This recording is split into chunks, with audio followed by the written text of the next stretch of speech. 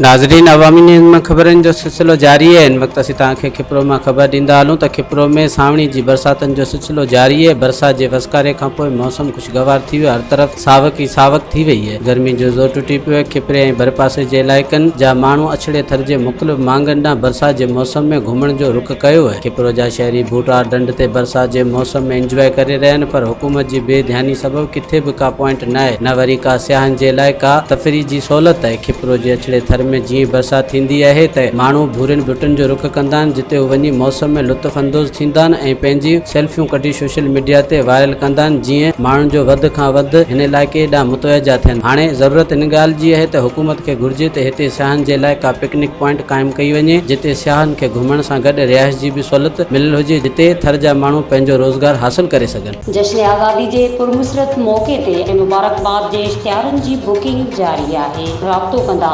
0308316188। मज़ीद खबरों और तफसीलात के लिए विजिट करें हमारी वेबसाइट www.awamiNewsHD.com।